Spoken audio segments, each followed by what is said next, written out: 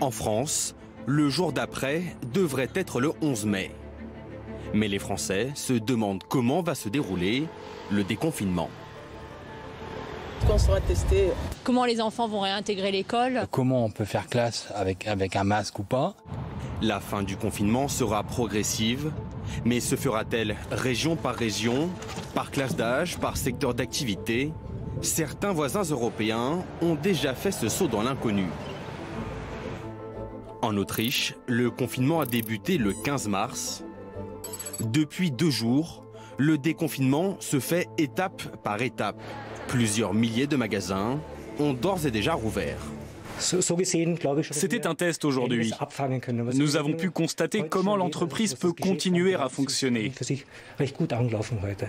Les gens respectent les mesures de sécurité. Il n'y a eu aucun problème.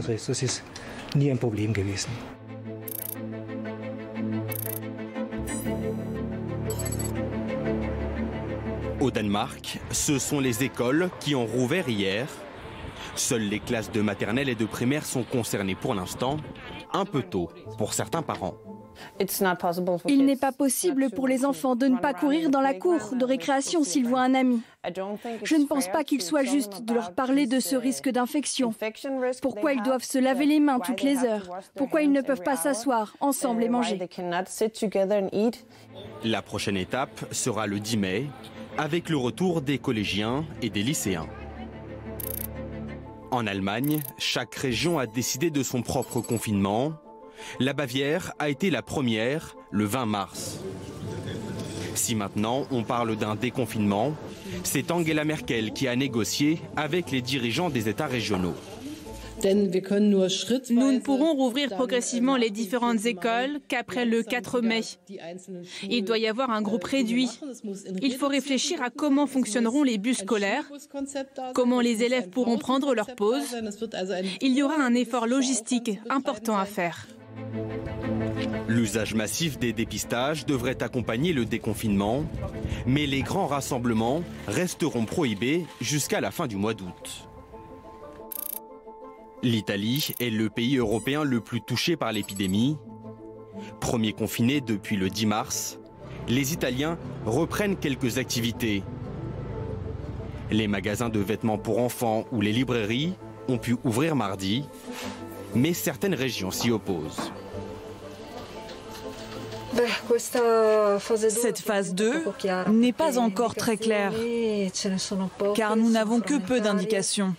Elles sont parcellaires et ne tiennent pas vraiment compte de certains aspects de la vie des citoyens. En Espagne, les ouvriers réapparaissent sur les chantiers. Le pays veut sortir de l'hibernation, relancer son économie en toute sécurité. Nous donnons à tous les travailleurs du matériel de protection, des masques désinfectés tous les jours et du gel hydroalcoolique pour les mains.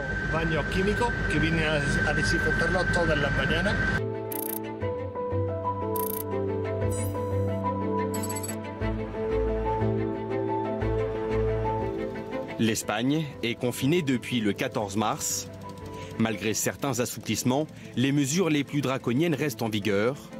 Elles pourraient même être prolongées après le 25 avril.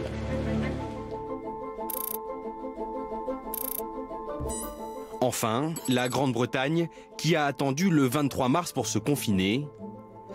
Rattrapés par l'épidémie, les Britanniques ont annoncé à l'instant un prolongement d'au moins 3 semaines. Le mot déconfinement est dans tous les esprits en Europe, mais l'OMS vient de déclarer que le continent est toujours dans l'œil du cyclone et qu'il ne faut surtout pas baisser la garde.